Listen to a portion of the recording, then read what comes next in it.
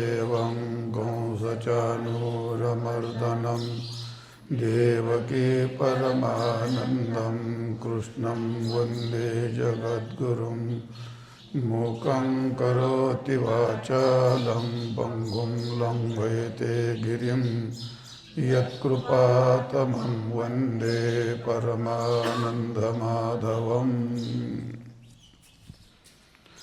अधश्चोर्ध्वं प्रसृतास्तस्य शाखा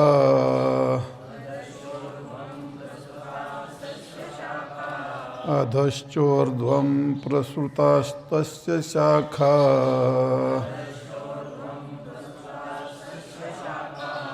गुणप्रवृद्धा विषयप्रवालाः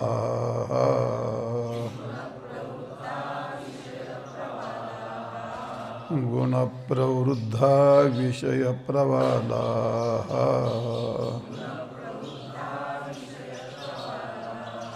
अधश्च मूलान्यनुसन्ततानि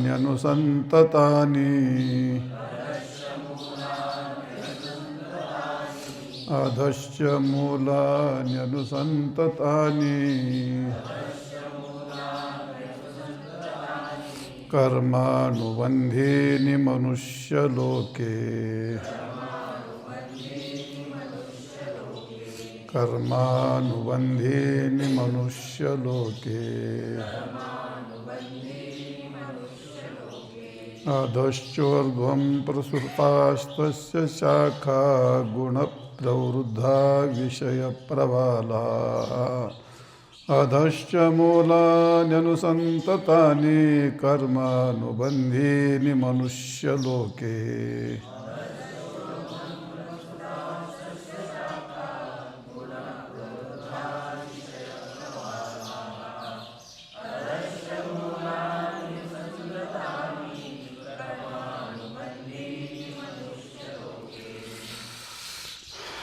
अधः च ऊर्ध्वं प्रसृतः तस्य शाखा गुणप्रवृद्धा विषयप्रवालाः अधः च मूलानि अनुसन्ततानि कर्म अनुबंधिनी मनुष्यलोके असा आहे पदच्छेद. अन्वय असा आहे गुणप्रवृद्धा विषय प्रवालाः तस्य शाखा अधाच ऊर्ध्वं प्रसृताः. त्याचप्रमाणे असं मनुष्यलोके कर्मानुबंधिनी मूलानी अधा अनुसंततानी असा अन्वय आहे.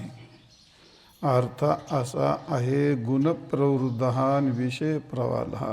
गुणाने वाढलेला गुणाचं जल घालून वाढलेला हा संसार वृक्ष गुणप्रवृद्धा वृद्धवर्धते म्हणजे वाढणे आणि गुणाने जो वाढलेला आहे असा.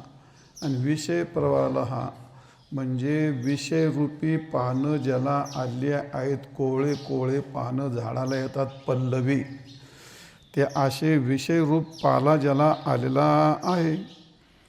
आणि असा जो वृक्ष आहे तस्य शाखा त्याच्या ज्या शाखा आहेत त्या शाखा अध म्हणजे खाली पण भरपूर पसरल्यात, ऊर्ध्वम म्हणजे वर पण भरपूर पसरलेल्या आहेत. तर खाली काय पसरल्यात आणि वर काय पसरल्यात. खाली मानवाच्या रूपाने पसरल्यात आणि मानवापेक्षा वर ब्रह्मादिक देवादिकाच्या रूपाने अशा त्या पसरलेल्या आहेत. उत्तम लोक आणि अधलोक अशा शाखा या संसार वृक्षाच्या पसरलेल्या आहेत. असा जो वृक्ष आहे हा मनुष्य लोके या मानव सृष्टीमध्ये कर्मानुबंधिनी या मनुष्य जीवसृष्टी नाही, जीव लोके नाही. तो जीव म्हणून जीव म्हटलं मग तर जीवाला कर्माचा अधिकार नसतो, मनुष्यालाच कर्माचा अधिकार असतो. आणि म्हणून मनुष्य लोके कर्मानुबंधिनी हा मनुष्य लोक कर्माने बांधलेला असल्यामुळे याचे जे मूळ आहेत मूलानी आधा, तर त्याचे हे बळकट मूळ असे खाली गेले तर खाली जाऊन ते असमंतात अशी पसरलेली आहेत. असा त्याचा शब्दशः अर्थ आहे. सर्वसाधारण गुणामुळे वाढलेला विषयरूपी पानं आलेला हा जो संसार वृक्ष आहे तो खाली आणि वर असा फोफवलेला आहे. ह्या मनुष्य लोकात कर्मानुबंधीने कर्माने मनुष्य बांधलेला असल्यामुळे या कर्माच्या मुळाने तो खाली आणि वर अधिक अनुसंधानाने पसरलेला आहे. चला, कालचा विषय असा झाला, त्या ठिकाणी ऊर्ध्वमूलमदशाखमश्वथं प्राहुरव्ययम्. कालचा जो पिंपळ नावाचा वृक्ष सांगितला, हा संसार पिंपळ वृक्षाचं एक रूपक करून सांगितलं की हा संसार वृक्ष हा ज्याचं मूळ वर आहे, फांद्या खाली आहेत, ज्याला पिंपळ हे नाव दिलं आहे, जो अव्यय आहे आणि वेद हे ज्याचे पानं आहेत. आणि असा जो संसार वृक्ष यस्तम वेद, हा संसार वृक्ष यथोचित जो जाणतो तोच वेदवित असतो, तो सर्ववित असतो आणि तो ब्रह्मभावाला प्राप्त होतो. असा कालचा श्लोक झाला. तो त्याचंच या ठिकाणी त्या संसाराचाच या ठिकाणी संसाराचेच अवयव वेगळ्या स्वरूपाने या ठिकाणी वर्णन केले आहेत. तर असा हा संसार काल सांगितलेला तो संसार अजून थोडासा विस्तारित सांगितलेला आहे या 2 श्लोकामध्ये. मग पुढच्या श्लोकामध्ये दुसरं सांगायचं. पण या 2 श्लोकामध्ये कालचा संसार जसा विस्तारित सांगितला तसाच हा संसार कशाने वाढला, त्याचं रूप कसं आहे, ही गोष्ट आजच्या ह्या श्लोकात सांगायची आहे. तर हा संसार जो आहे, हा संसार समजण्याकरता सुद्धा काय पाहिजे, त्याला अंतःकरण शुद्ध पाहिजे. कोणालाही थोडा संसार समजतो. तो संसार समजण्याकरता एक शुद्ध अंतःकरणाचा पाहिजे, त्याला ईश्वर प्रसाद पाहिजे. त्याप्रमाणे संपूर्ण या वृक्षाचं कारण आणि कार्य समजून घेण्याकरिता त्याकरता त्याला श्रीगुरूंची कृपा पाहिजे. मग असा तो संसार समजू शकतो आणि तोच वेदवित होऊ शकतो आणि तोच ब्रह्मरूप होऊ शकतो. असं या श्लोकाची पार्श्वभूमी आहे. आता पहिली गोष्ट गुणप्रवृद्ध. तर हा गुणाने वाढला म्हणजे कसा वाढला, कोणताही वृक्ष असतो त्या कालामध्ये त्याला जल लागतं. तर या संपूर्ण संसाराला कोणाचं बळ मिळालं आणि कशा रूपाने वाढला, तो गुणाने वाढला. गुण वाढले याचा अर्थ म्हणजे काय वाढले, तो गुण वाढले याचा अर्थ त्रिगुण. आणि त्रिगुण ज्या कालामध्ये ते कामात येतात, क्रोधात येतात, लोभात येतात, मोहात येतात, मद मत्सर आणि या ज्या कालात येतात आणि त्या कालात याची वृद्धी व्हायला सुरुवात होते. गुण काय तसे वाढत नाहीत. तसे गुणाला कोणीतरी आश्रय लागतो. गुणाचा विकृत गुण वाढतो. पाणी वाढतं याचा अर्थ म्हणजे काय, पाणी झाडाला गेलं म्हणजे काय पाणी मोठं होतं काय, नाही. जसं पाणी हे त्या वृक्षाला मोठं करतं तसे गुण हे विकाराला मोठे करतात. गुण विकाराला मोठे करतात. आणि ज्या कालात हे विकार होतात त्या कालामध्ये यांचं कार्य केल्याशिवाय हे थांबत नाहीत.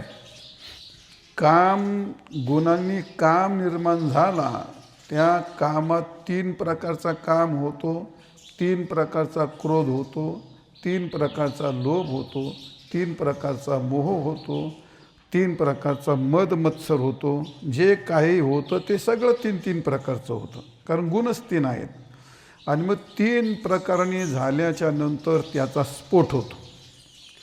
मग त्याच कामातून पापही निर्माण होतं, त्याच कामातून पुण्य निर्माण होतं, त्याच क्रोधातून पापही निर्माण होतं, त्याच क्रोधातून पुण्य निर्माण होतं, त्याच लोभातून पुण्य निर्माण होतं, त्याच लोभातून पापही निर्माण होतं, मोहातूनही पाप निर्माण होतं, मोहातूनही पुण्य निर्माण होतं, मदातून तेच होतं, सगळीकडं तेच होतं. का, ते गुणाचं कार्य तसं आहे.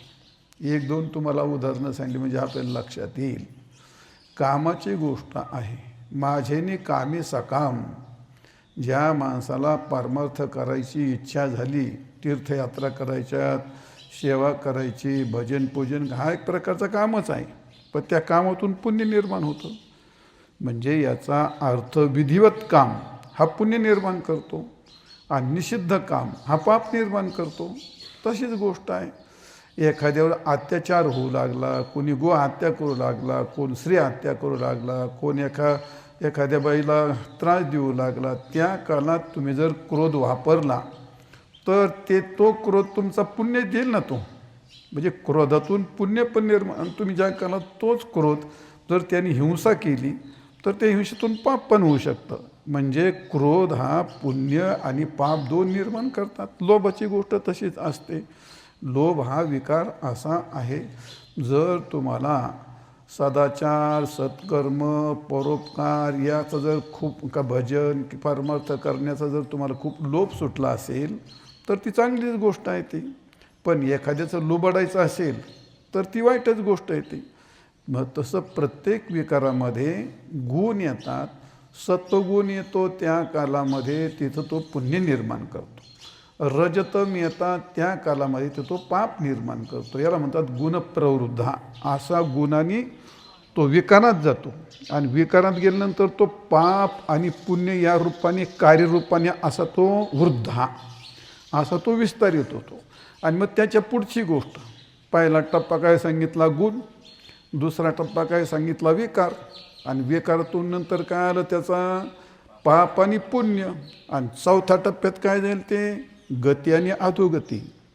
पापच झालं तर त्या जीवाची अधोगतीच होईल आणि पुण्य जर झालं तर त्याची ऊर्ध्वगतीच होईल. म्हणजे अधोगती, ऊर्ध्वगती, गुणप्रवृद्धा इथपर्यंत घेऊन जाईल ते. असं आहे. अधोगती, ऊर्ध्वगती, गती, अधोगती ही गोष्ट कुठपर्यंत जाते? हे वाढणंच हे. गुणाच्या पाण्यातून विकार आणि विकारातून पाप पुण्य आणि पाप पुण्यातून गती अधोगतीचे भोग. गुणप्रवृद्धा हा असा हा इतका प्रकार प्रकर्षाने. प्रवृद्धाचा अर्थ काय? प्रकर्षण वृद्धी असं आहे. विकार आणि विकाराचं कार्य वाढतं, याला म्हणतात गुण. हा गुणप्रवृद्धी. अशी त्याची त्या गुणाच्यामुळे या प्रपंचाची काय झाली असते? वृद्धी झाली असते. मग आता झाड वाढल्याच्या नंतर तिथं थांबतं का ते? मग त्याला पानं येतात. मग पानं आले, आता काम झाला आणि कामाच्या पुढे विकार झाले. मग ते विकारासंबंधी कोण येते? मग ते विषय येतात. शब्द, स्पर्श हे सगळे विषय येतील का नाही? मग या वृक्षाला विषयरूपी काय येतो? हा पाला. मस्त कोळे कोळे पानं येतात, हिरवेगार ती लाल पानं येतात. लाल पानाचे हिरवे पानं होतात. हिरवे पानाचे मग ते मोठे होतात आणि वृक्ष असा सजून दिसतो. असा त्याला म्हणतात विषय प्रवाल. हा असा विषयाने तो नटलेला असतो, इतका विस्तरित झालेला असतो. मग त्याचे ते अंकुर, त्याला डिरी म्हणतात, त्याला प्रसव शक्ती म्हणतात. प्रत्येक ज्या कालामध्ये त्या वृक्षाची फांदी असते आणि त्या फांदीला एक पुढे शेंडा येतो आणि त्या शेंड्याला मग असे कोवळे पानं येतात आणि कोवळे पानं आले का ते पानं कोवळे ते हिरवे झाले का त्याला दुसरा शेंडा येतो. मग ते का तिथं थांबत आहे का? ते त्याचे पुढे पुढे पुढे पुढे विषय प्रवाल. हा असं त्याचं काय होतं? विस्तृतच होत जाते. असा विषय असा त्याचा अंकुरित होत जातं. विषय प्रवाल. हा मग त्याच्या शाखा आणि शाखेच्या उपशाखा सारख्या पुढे पुढे सरकत जातात. तर मग विषय आणि विषय या शब्दार्थ काय होतो? शब्द, स्पर्श, रूप, रस, गंध या रूपाने ते सगळे पुढे पुढे वाढत जातात. आणि असे विषय वाढल्याच्या नंतर ते विषय काय तिथंच राहतात का? ते नाही. विषयाच्या संबंधित येतात इंद्रिय आणि इंद्रियाचा आणि विषयाचा होतो संबंध आणि त्याच्यातून निर्माण होतो भोग. मग असा इतका त्याचा विस्तार होतो. समजलं आपल्याला? म्हणजे प्रथम काय होतं? ते गुण. नंतर ते गुण विकारात येणं, विकारातून त्याचं कार्य होणं आणि त्या कार्यातून गती पुण्यपाप आणि पुण्यपापातून मग त्याची गती अधोगती इथपर्यंत तो वाढला. आणि त्याच्यानंतर त्याला मग पुढे डौल. विषय प्रवाला हा. तर विषय शब्दाचा अर्थ आहे तो पंचविषय. आणि पंचविषय म्हणलं का त्या विषय तसे तर राहणार नाहीत, त्याच्याकरता आली इंद्रिय. आणि इंद्रियाचा आणि विषयाचा ज्या काळात सन्निकर्ष होतो त्या विषय इंद्रियाच्या सन्निकर्षातून निर्माण होतो, त्याला म्हणतात भोग. इथपर्यंत प्रवाला हा असा तो सगळा एवढा विस्तृत होऊन जातो. आणि मग अशी त्याची वाढ झाली भोग होईपर्यंत. आणि वाढ झाल्यानंतर त्या शाखा पसरायला सुरुवात होतात. म्हणून गुणप्रवृद्धान विषय प्रवाला हा. तर या ठिकाणी तस्य शाखा अशा त्या वाढलेल्या त्या वृक्षाच्या शाखा कुठं आधाहा म्हणजे खाली. तर खाली शाखा कोणत्या वाढतात त्या जी आता काय सांगितलं तुम्हाला विषय प्रवाला म्हणजे इंद्रिय आणि पंचविषय आणि इंद्रिय ज्या काले त्यांचा संबंध होतो आणि संबंधातून भोग निर्माण होतो. भोग निर्माण म्हणजे तिथं काय त्या विषयासुद्धा दुष्कर्म होतात की नाही. म्हणजे दुष्कर्म झाले दुष्कृती झाली का त्या खालच्या शाखा वाढत्या आणि चांगली कृती झाली का त्या वरच्या शाखा वाढत्या. समजलं तुम्हाला. कुठे आधाहाच ऊर्ध्वं प्रसृता हा खाली आणि वर वाढतात. तर खाली वाढणाऱ्या कोणत्या त्या नीच कर्म केले तर त्याला नीच योनी पश्वादिकाची त्याला आस्तंभपर्यंत त्याला म्हणतो. किडा मुंगी पशु पक्षी हिंस्र पशु वगैरे जितकं सर्प जितके वाईट वाईट प्राणी आहेत ते सर्व खाली पश्वादी योनी येते. हे त्याला म्हणतात अधशाखा. हे सगळं खाली असं ते सगळं विस्तारित होतं. किती विस्तारित होतं हे कोणाच्याच बापाला माहीत नाही. अचिंत्य रचना रूपम. हे ते या जगात किती मुंगे आहेत आणि त्या मुंग्यातले किती प्रकार आहेत, किडे किती आहेत आणि किड्यातले किती प्रकार आहेत हे कोणालाही ब्रह्मदेवाला सुद्धा सांगता येत नाही. त्याच्या सृष्टीतलं इतकं विस्तारित असतं ते. म्हणून त्याला म्हणतात असं काय प्रसृता हा एवढ्या पसरलेल्या त्या. आणि जे उच्च कर्म करणारे आहेत ते देव येऊन जातात. जे रमणीय आचार करतात सदाचार करतात असे जे आहेत ते संपूर्ण अध आणि ऊर्ध्व अशा ह्या शाखा. आणि मग त्या शाखा अशा प्रसृता म्हणजे फैलवलेल्या असतात. तर त्या शाखेचं रूप काय असतं. पहिला असतो देह आणि देहाला येतात ते इंद्रिय.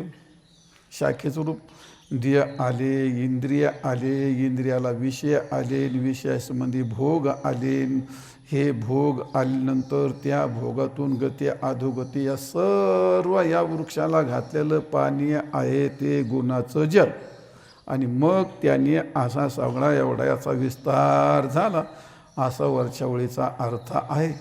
गुणप्रवृद्धा विषय प्रवालान तस्य शाखा आधा आणि ऊर्ध्व प्रसृता हा अशा त्या सगळ्या शाखा पसरलेल्या आहेत. खालची ओळ. तर या ठिकाणी मनुष्यलोके कर्मानुबंधिनी आणि काय मुलांनी आधा अनुसंततानी. तर मनुष्यलोक याचा अर्थ या प्रपंचामध्ये हा बंधनाला कारण होतो का तर नाही. मग बंधनाला कारण कोण होतो. जो कर्म करतो तो. आणि कर्म करण्याचा अधिकार कोणाला आहे. हा एक तर याला कर्मभूमी म्हणतात. आणि या कर्मभूमीमध्ये कर्म करण्याचा अधिकार मानव जातीलाच असतो. आणि मनुष्याला केलेल्या कर्माचे फलही गती अधोगती भोगावी लागते. मग यात काय मनुष्य एवढा जीव आहे काय. अनंत जीव आहेत. अनंत जीव आहेत ते या ह्या संसार वृक्षातलीच आहेत. पण ते बंधनात येत नाहीत. ते त्यांना हा प्रपंच बंधन करत नाही किंवा त्या बंधनामध्ये हे येत नाहीत. त्यांना बंधन व्हायचे ते होऊन गेले ते आता. पण सध्या बंधन जे घडतं ते मनुष्य लोक आहे. माणसाला कर्माचा अधिकार आहे ते कर्म करतात. कर्म अनुबंधिनी. आणि मग ते कर्माने ते बांधले जातात ते. तर मनुष्य लोक म्हणण्यामध्ये इथं सर्व मानवजाती घ्यायची. कुठून अगदी खालच्यापासून तर ब्रह्मदेवापर्यंत ते मनुष्य शरीरच आहेत. सगळ्यांचे मानवधारी शरीर आहेत. इंद्र चंद्र ब्रह्म हे सगळे ब्रह्मदेव हे सगळे कर्म करणारे आहेत. ते मानव सृष्टीतले आहेत. आणि त्यामुळे ते सुद्धा याच्यामध्ये कर्मानुबंधिनीच आहेत आणि ते कर्मानुबंधिनी असल्यामुळे ते सुद्धा याच्यामध्ये अडकतात ते. आणि म्हणून असे जे कर्मानुबंधिनी आहेत ते तर कर्माची गती काय आहे, कर्मानुसार माणसाची गती होते. तर ती गती कर्माची गती म्हणजे काय आहे, हे कर्म नाना प्रकारचे शरीराला आरंभ करणारी ही कर्म असतात. ती कर्म कशा आहेत ते, तर ती पहिले विहित आहे, निषिद्ध आहे. नित्य, नैमित्तिक, काम्य, प्रायश्चित्त हे सर्व कर्म या मनुष्य शरीरातून केले जातात. आणि ते जे कर्म केले ते कर्म, त्या कर्माचा स्वभावच आहे माणसाला बंधनात टाकणे. केले कर्म झाले त्याची भोगा आली. ते काही करा, तुम्ही चांगलं करा की वाईट करा. तुम्ही भले एखाद्यावर परोपकार करून पुण्य केलं तर ते तुमच्या बापाला सोडित नाहीत. पुण्य केलं ना मग ते सुख देईल तुम्हाला. सुख भोग घे, तुला काय पाहिजे, श्रीमंती पाहिजे, मान धन पाहिजे. पुण्य केलं ना मग ते घे. पाप केलं ना मग दुःख भोग. पुण्य केलं ना मग सुख भोग. पण त्याचा भोग तुम्हाला घ्यावाच लागतो, कारण ते कर्माचा स्वभाव आहे बंधन करणं. आणि म्हणून कर्मानुसार माणसाला जसं कर्म असेल तशी वासना निर्माण होते. जशी वासना निर्माण होते तसं कर्म केलं जातं. आणि मग विषय वासना, कर्म वासना अशा निर्माण होतात. आणि मग त्याला बारीक बारीक असे तंतू येतात.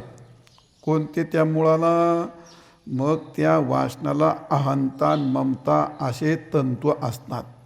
त्या अहंता ममता असं ते मूल, त्याचं मूलानी आधा असे खालच्या बाजूला, आणि खालचं म्हणजे मनुष्य, आणि त्याच्या माणसाच्या ब्रह्मदेवादिकाच्या अपेक्षेने मनुष्य खाली येतो.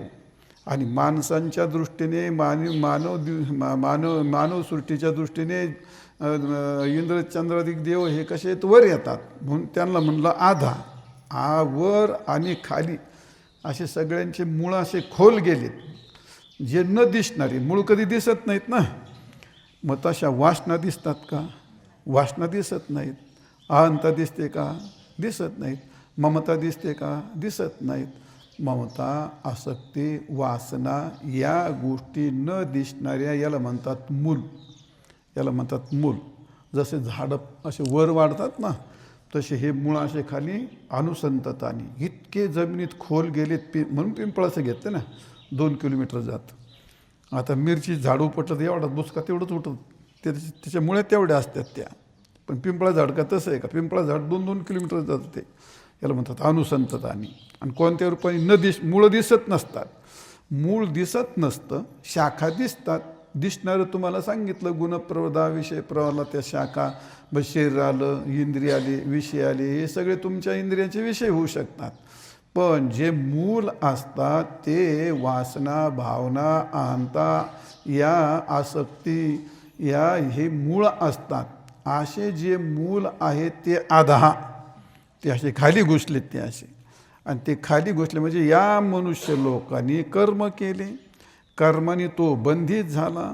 आणि त्या कर्मातून तो पुढे तुम्हाला त्याची वासना निर्माण झाली, त्याची अहंता निर्माण झाली, त्याची आसक्ती निर्माण झाली, त्याचे मुळं तयार झाले आणि ते खोल असे घुसले खाली. म्हणून याला म्हणतात कर्मानुबंध. मनुष्य लोके कर्मानुबंधनी. आणि मुलांनी आधा, मूळ गेले खाली.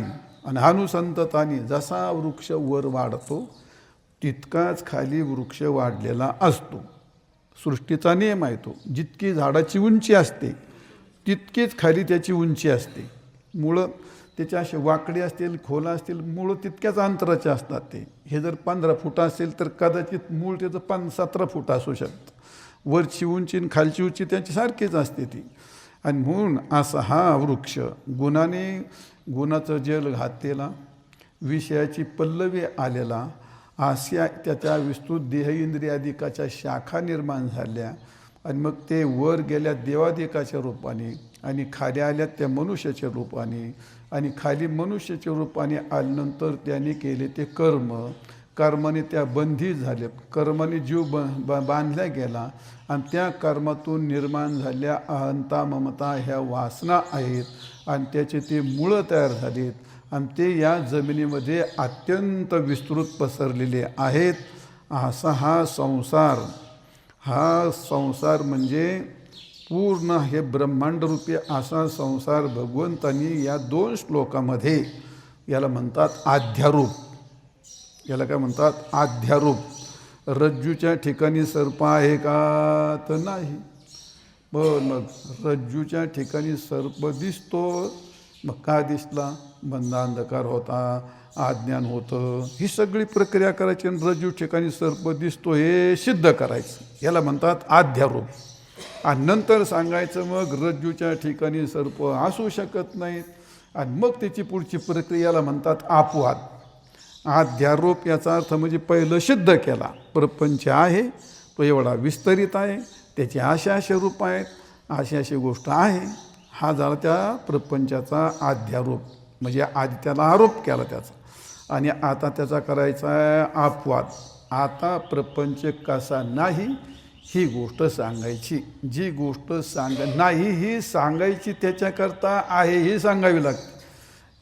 ही कटकट आहे. जे नाही हे सांगायचं आणि त्याच्याकरता ते आहे हे पहिलं सांगावं लागतं. रज्जू ठिकाणी सर्प नाही एवढं सगळं शास्त्र सांगते, पण त्याच्या ठिकाणी रज्जू ठिकाणी सर्पाची प्रतीती आली ती भ्रमात्मक आहे, पण प्रतीती आली हे पहिलं सांगावं लागतं आणि मग नाही म्हणून सांगावं लागतं. तसंच जगताची प्रतीती आली हे सगळं पहिलं सांगावं लागतं. प्रपंच आहे, नंतर सांगा ते मिथ्या आहे, नंतर सांगायचं तो नाहीच. पहिल्यांदा सांगायचं प्रपंच आहे, मग तो सत्य आहे, तो सत्य भासतो.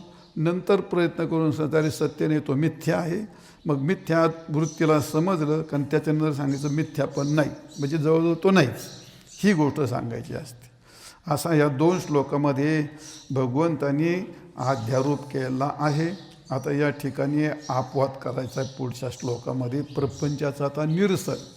आता शेवटपर्यंत प्रपंचाचं काय शिल्लक ठेवीत नाहीत भगवान. आता त्याला न रूपमस्येह तथोपलभ्यते, न रूपमस्येह तथोपलभ्यते, नान्तो न चादिर्न च सम्प्रतिष्ठा, नान्तो न चादिर्न च सम्प्रतिष्ठा. अश्वत्थमेनं सुविरूढं मूल, अश्वत्थमेनं सुविरूढं मूल, मसङ्गशस्त्रेण दृढेन छित्त्वा,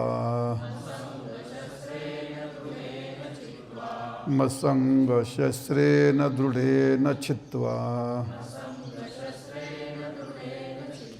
न रूपमस्येह तथोपलभ्यते, नान्तो न चादिर्न च सम्प्रतिष्ठा. अश्वत्थमेनं सुविरूढं मूलमसङ्गशस्त्रेण दृढेन छित्त्वा.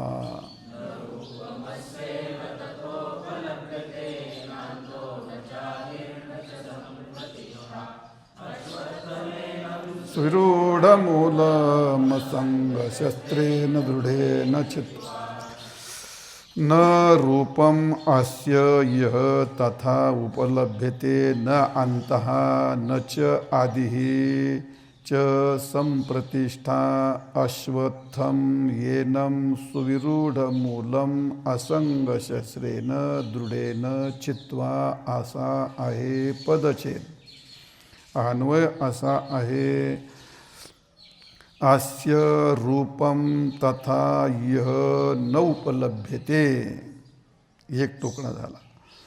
दुसरा तर या ठिकाणी च आदि न अंतः न च संप्रतिष्ठा च संप्रतिष्ठा. त्याचप्रमाणे संप्रतिष्ठा. सुविरूढ मूलम येनम अश्वत्थम दृढेन शस्त्रेन छित्वा असा आहे अन्वय. अर्थ असा आहे, अस्य म्हणजे हा आहे संसार. अस्य या संसाराला, ह्या संसाराचे रूपम न, तर या संसाराला कोणत्याही प्रकारचं रूप नाही असं यह तथा उपलभ्यते. जे तुम्ही पाठीमागे प्रपंचाचं एवढं थाटामाटाने वर्णन केलं आहे, गुणाने वाढला आणि विषयाने पल्लवित झाला आणि त्याच्या खालीन वर शाखा विस्तृत आहेत, मनुष्य आहेत, कर्माने बांधले तर मुळं इकडं गेले तर लय तुम्ही वर्णन नटवलं. पण ते नटवलेलं वर्णन तथा न उपलभ्यते. इथं तर काय ते प्रतीतीला येत नाही. सांगितल्याप्रमाणे तथा न उपलभ्यते म्हणजे त्याची उपलब्धीना त्याची प्रतीती येत नाही. का? त्याचं कारण या प्रपंचाची आदिनं याचा आरंभ कोणालाही कळत नाही. च न अंतः याचा शेवटही कोणाला कळत नाही. म्हणजे ज्याला आदी नाही, ज्याला अंत नाही, ज्याचा आदी कळत नाही, ज्याचा अंत कळत नाही, आणि हा मध्यंतरी फक्त संप्रतिष्ठा, मध्यंतरी फक्त तो भासतो. मग असा भासलेला मध्यंतरीचा प्रपंच, तो प्रपंच सुविरूढ मूलम, जो अत्यंत सुविरूढ म्हणजे अहंता ममता या रूपाने चांगल्यापैकी पक्का झालेला दिसतो मनामध्ये, तर याला येनम अश्वत्थम, या येन म्हणजे या अश्वत्थ नाम या संसार वृक्षाला तुम्हाला दुसरं तिसरं काही नाही, अत्यंत दृढ म्हणजे दृढतेने, असंग शस्त्रेन, संग म्हणजे संबंधन, असंग म्हणजे त्याग, वैराग्यरूपी शास्त्रानेच याला तोडावं लागेल. वैराग्यरूपी शास्त्रानेच हा तुटू शकतो. तोडून वैराग्यरूपी शास्त्राने, विरक्ती शास्त्राने त्याला तोडून, आणि पुढे काय करायचं पुढच्या श्लोकात सांगायचं. शब्दशः अर्थ तुम्हाला समजला, विस्तरित अर्थ पहा. तर या ठिकाणी मागं जे प्रपंचाचं वर्णन केलं होतं तसं या ठिकाणी प्रतीतीला येत नाही. आम्ही ते मागं तुम्ही वर्णन केलं ते आम्ही ऐकलं, पण आमच्या इंद्रियाला तशी प्रतीती येत नाही. थोडक्यात विचारांती जर करून पाहिलं तर तो प्रपंच काय तसा सिद्ध होत नाही. जसं वर्णन केलं तसा तो दिसतही नाही आणि विचारांती तो टिकतही नाही. का? जो पाहता पाहताच नष्ट होतो आहे, ज्याचा नष्ट दुष्ट स्वभाव आहे, तर तो प्रपंच तसा इथं पाहायला मिळत नाही. त्याचं कारण काय आहे? ही गोष्ट शास्त्राने, अनुभवाने आणि संत महात्म्यांच्या अनुभवाने, आमच्याही अनुभवाने आणि शास्त्राने ती गोष्ट विचारांती प्रपंच हा क्षणभरही टिकत नाही. जसं स्वप्न असतं, स्वप्न हे फक्त प्रतीती मात्रच असतं. सकाळी काय तथा नोपलभ्यते. स्वप्न तर भरपूर पाहिले, पण सकाळी उठल्यावर त्याचं काही दिसत नाही, तथा त्याची काही प्रतीती येत नाही. गंधर्व नगर असतं, आकाशात खूप ढग आले, मोठं त्याचं नगर झालं, काही हत्ती दिसतो, काही पण दिसतं, पण क्षणानंतर ते तथा न उपलब्धते, तसं काय त्याची प्रतीती येत नाही. रज्जूवरचा सर्प वळवळ करतो, इकडं पळाला, अंगावर आला, काळा आहे, पांढरा आहे, कुठपर्यंत? प्रकाश नाही तोपर्यंत. पण प्रकाश घेऊन पाहिलं तथा न उपलब्धते. तुम्ही जे पहिलं सर्पाचं वर्णन केलं तर तसं तर काय तो प्रतीतीला येत नाही. समजलं? मग तथा न उपलभ्यते, कारण अस्य रूपम न उपलभ्यते. त्याचं तुम्ही जे रूप वर्णन केलं ते इथं तुम्हाला पाहायला मिळत नाही. आणि संतांचे प्रमाण तसे आहेत, जे जे देखणे सकळ ते हे स्वप्नीचे मृगजळ. जे दिसतं ते स्वप्नासारखंच आहे. किंवा नामदेव महाराज म्हणतात, या ठिकाणी जळी बुडबुडे देखता देखता आणि क्षण न लागता दिशेनाती. जसा पाण्याचा बुडबुडा असतो, त्याला किती आयुष्य असतं आणि ते किती वेळ दिसतं, ते काय दिसतं, ते प्रतिती एवढी त्याची सत्ता असते. मग त्याला म्हणतात प्रतिती मात्र. मग असा जो प्रपंच फक्त प्रतिती मात्र आहे ना, पाण्याच्या बुडबुड्याप्रमाणे, म्हणजे पाहता पाहताच नष्ट होतो, चालता बोलताना तो जातो. काल एक मी ती बघितली मोबाईलमध्ये क्लिप. ते कुटुंब जेवायला गेलं, हॉटेलमध्ये बसला तो मनुष्य, समोर पत्नी बसली, ह्या बाजूला एक मुलगा बसला आहे, इकडून एक बसलेला त्याचा माणूस कोण, इकडचा माणूस उठला आणि इकडं गेला. तो याने खिशातला मोबाईल काढला आणि काहीतरी मोबाईलमध्ये पाहिलं. मोबाईलला तो ते हॉटेलवाले तो का वेटर त्याने आणून ठेवलं ते टेबलावरती आणि ते मोबाईल खिशात घातला. ते खायला हात घातला, ते तसंच त्याचं तोंड पडलं त्याचं. ती बायको त्याला पुढून उचली, ते असं काय झालं तर पुढून उचला, तो मागं पडला खाली घसरला का जेवण तिथंच राहिलं, सगळ्यांचंच राहिलं, बाकीचे काय जेवले की नाही मला माहीत. खाली घसरला, तसाच पडला बिचारा. याला काय म्हणतात, हे माशी पाख पाखडे तव हे सरे, नामा म्हणे येते काही नशे बरे, तथा न उपलभ्यते. का आत्ता पहिल्या क्षणाला पाहिला बुडबुडा, ती दुसऱ्या क्षणाला तथा न उपलभ्यते. ही तर गोष्ट आपण पाहतो, कोणाचा बुडबुडा केव्हा फुटेल.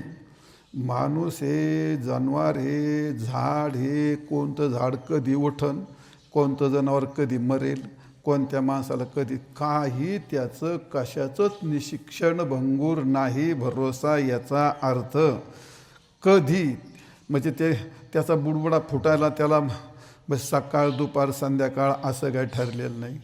लहान तरुण बालक म्हातारा झाला असं काय ठरलेलं नाही. त्याला रोगच झाला पाहिजे मग त्याचा बुडबुडा फुटतो असा आहे काय प्रकार नाही. तो बुडबुडा फुटायला अजून जगात त्याचं संशोधन कोणी केलं नाही आणि कोणाला त्याचा पत्ता पण लागलेला नाही. तो बुडबुडा कसा फुटतो आणि कोणाचा केव्हा फुटतो ते काय कळतच नाही. दिसतो मात्र खरं, तो दिसतो पण नंतर तथा न उपलब्धते, तो नंतर काही तसा दिसत नाही. तुम्ही एवढा प्रपंच वर्णन केला, तो तसा तर आता इथं काही दिसत नाही. ज्ञानदेव म्हणे पाहता पाहिले आणि स्वप्नीची चेले. जाग झालं, स्वप्नात भलता राजा होतो, लग्न होतं, त्याला मुलं होतात आणि त्याचा विस्तार होतो, ते काय जे सगळं काय होतं ते स्वप्नात. पण ज्ञानदेव म्हणे पाहता पाहिले स्वप्नीचे चेले जाय. विषयाचे समसुख बेगडाची अनाभराची सावली तथा न उपलभ्यते. सावली दिसली होती का नाही, बेगडाची भावली दिसली होती का नाही, पण नंतर तथा न उपलभ्यते. तुम्ही एवढं मोठं वर्णन केलं प्रपंचाचं, तथा न उपलभ्यते, तसं तर काही ते दिसायला लागलं नाही. मग का दिसत नाही त्याचं उत्तर देऊन टाकलं भगवंतानी.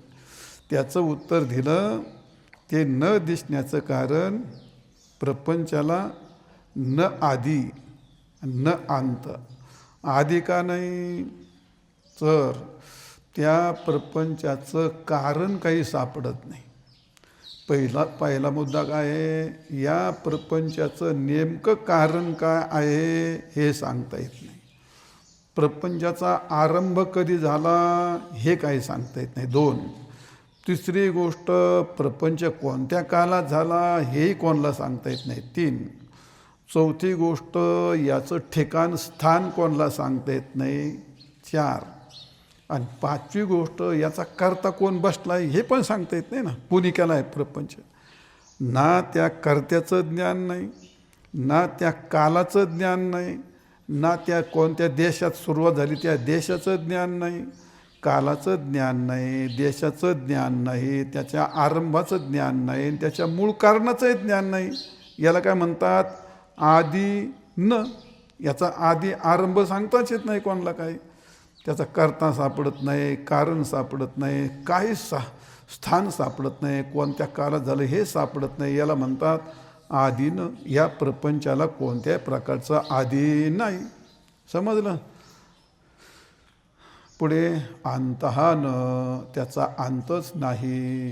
आता त्याचा अंत कसं काय पाहायचा तो, आता त्याचा अंत पाहायचा कसं काय. आजा मेला पांजा मेला आणि बाप म्हसना नेला आणि देखत देखत नातू पण तो म्हणले पुढच्या वर्षी आता शेवट होईल, त्याच्या पुढच्या वर्षी शेवट होईल. एक मनुष्य तो कुंभार दादा बाजाराला निघाला आणि गाढवाच्या पाठीवर मडके घातली. गाढव होतं मरकुडं, ते काय चालना आणि एक डोंगराची टेकडी पलीकडे चढून जायची होती. ते खूप त्या गाढवाला हाणायचं, पण त्याला तर बाजारची वेळ झाली आणि आता कसं काय करावं. ते शेतकरी आला म्हणला तसं तुला काय जमायचं नाही म्हणला, तू काय कर म्हणलं एक बांबू घे म्हणला मोठा लांबलंच, मी तुला घास देतो म्हणला पिंडीवर. त्या गाढवाच्या पाठीवर तिने बांबू बांधला, त्याच्या पुढे 2 हात बांबू आणि त्याने घासाची पिंडी आणली एवढी, त्या बांबूच्या शेंड्याला बांधली तर ती अशी लोंबकळायची पिंडी अशी. ते गाढव असं तरफडून उठलं आणि चाललं पुढं, पार बाजारात गेलं, पण त्याला पिंडीचा शेवट दिसलाच नाही. ते वाहून गेलं. ते पिंडीचं तेवढंच अंतर. तसा हा जन्म झाला, आपला जन्म गेला, अंतर तेवढंच. मग आपला मुलगा आला, अंतर तेवढंच. त्याचा मुलगा आला, अंतर तेवढंच. त्याचा अरे गेलं पुढं. ते पाहता पाहता पाहता पाहता त्याचा शेवटच नाही कधी. ते परंपरा सगळी चालली. काल सांगले तुम्हाला अव्यय परंपरा. अव्यय काय आहे ते? अंत कोण पाहिल याचा? अंत तोच पाहतो, एकच पुरुष पाहतो. नासतो विद्यते भावो ना भावो विद्यते सतः उभयोर दृष्टांतच तो नाही. हा तो त्या दोघांचा तो ब्रह्मज्ञानी पुरुष याचा आदीन अंत पाहतो, याचा अर्थ तो नाहीच. असं ज्या काळात जसा झोपेतून उठलेला मनुष्य स्वप्न नाहीच म्हणतो, त्याप्रमाणे हा प्रपंच मिथ्या आहे, क्षणिक आहे, दिसणारच नाही असं तो म्हणतो. तो फक्त याचा अंत पाहू शकतो. आपल्यासारख्याला काय अंत दिसणारी? आपले जन्माग जन्म त्या गाढवाचा पावला पुढे पाऊल, पावला पुढे पाऊल, पावला पुढे पाऊल. बाजार आलं तर पिंडी पुढंच. तसले किती जन्म झाले तर पुढे न अंतहा, याचा अंतही लागत नाही. म्हणजे त्याचा अंत शेवट दिसत नाही.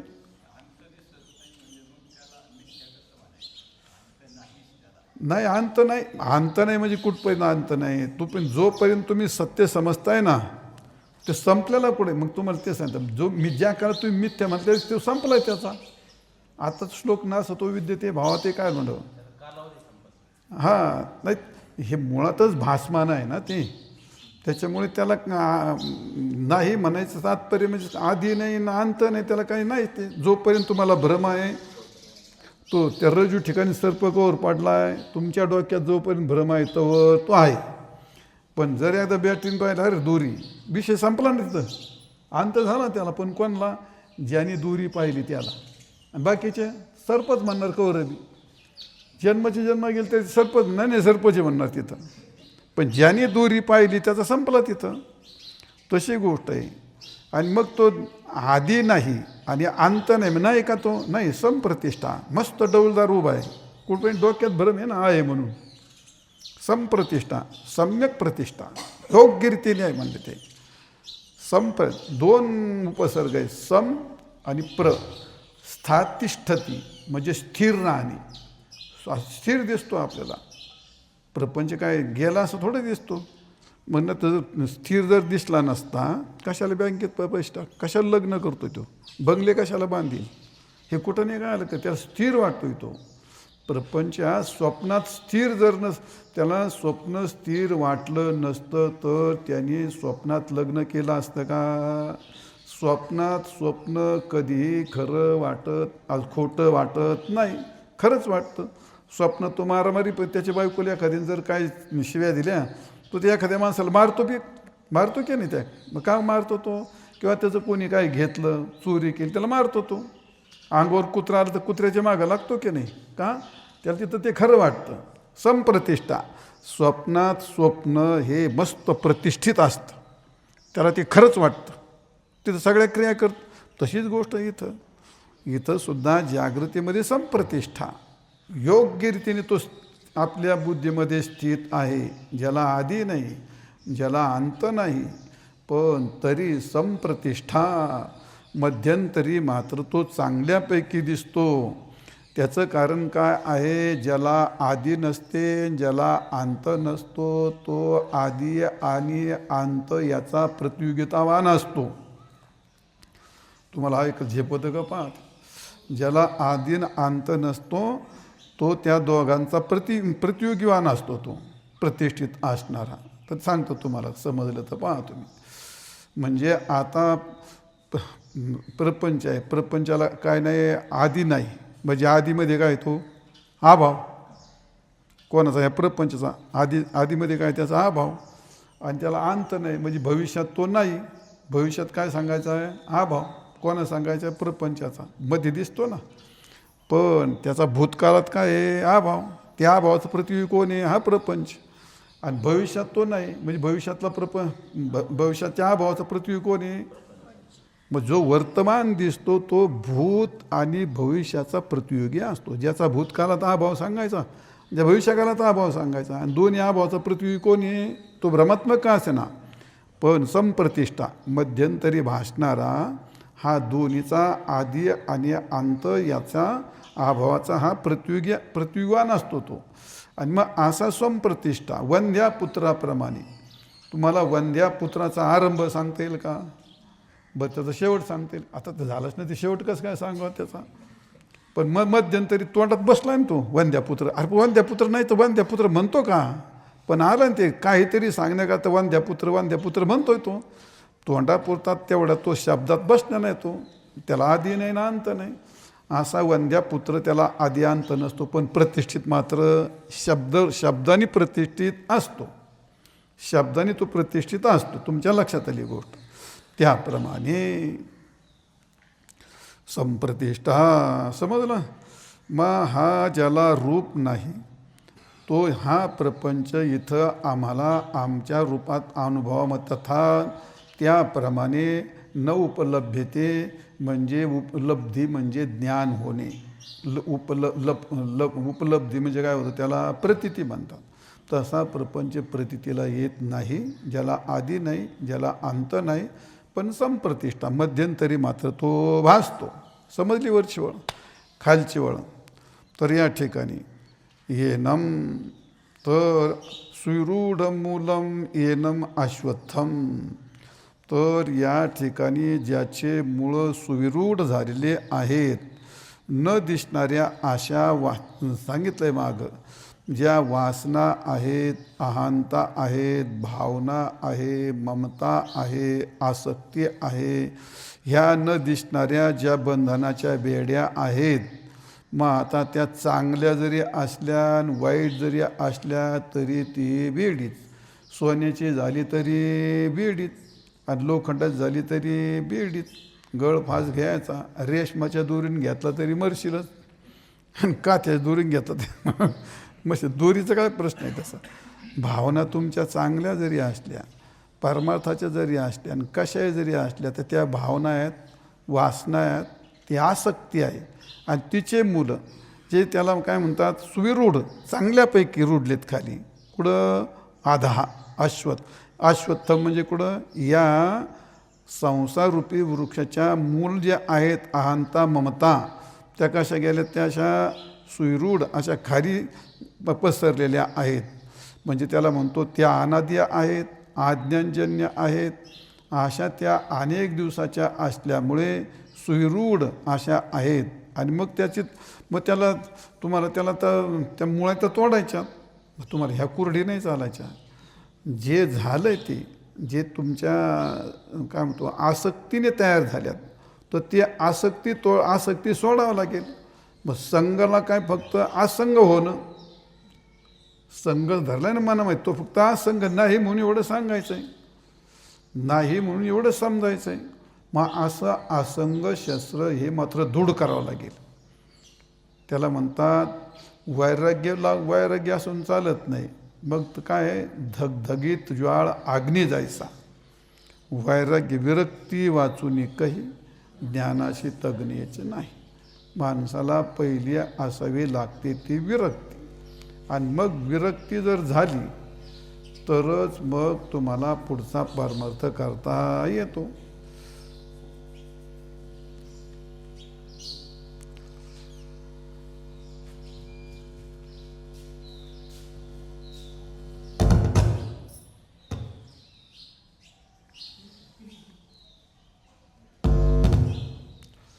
बरं चला राहू द्या. हां झालं चालू. बरं आहे, संपलं आहे, थोडं 1-2 मिनटात वेळही संपलेली आहे. तर असं ते वैराग्य विरक्ती. मग ती आसक्ती कुठं तोडावी लागते? आपली आसक्ती जिथं असते तिथून. मुळं कुठं येते? माता पिता बंधू पुत्र नाते इथं आपली ममता जोडलेली असते आणि ममतेच्या पोटात येते नंतर आसक्ती आणि त्या आसक्तीतून मग कुठपर्यंत जातं ते? तुम्हाला तिथं मग काय माता पिता पुत्र पत्नी आप्त नंतर घर नंतर धन जडापर्यंत त्या आसक्तीचा वेल पसरलेला असतो. आणि अशी गोष्ट माता पिता बंधू बहिणी कोई न पोहती. नामदेव महाराज सांगतात या धन दारा पुत्रजन बंधू सोयरे पिशून आणि सर्व मिथ्य हे जाणून. याचा अर्थ काय? तुम्ही ते सोडा, हेच गोष्ट सांगायची. सर्व मिथ्य हे जाणून. मग याला म्हणतात असंगशस्त्र. असंगशस्त्र याचा अर्थ वैराग्यशस्त्र. आणि ते वैराग्य दृढ जर केलं तर मग त्याच्यात सगळे आधी शमदामाधिक सगळे घ्यायचं त्याच्यात. तर अशा मग चित्वा आसंगशास्त्राने हे सगळे मुळं तोडून. मग मुळं तोडून पुढे काय करायचं? तर पुढे 4थ्या श्लोकामध्ये काय करायचं ते आता पुढच्या पाठात सांगू. पुंडलिक वरदा हरी विठ्ठल श्री ज्ञानदेव तुता. विठाल विठाल विठाल विठाल विठाल विठाल. पुंडलिक वरदा हरी विठ्ठल श्री ज्ञानदेव तुका.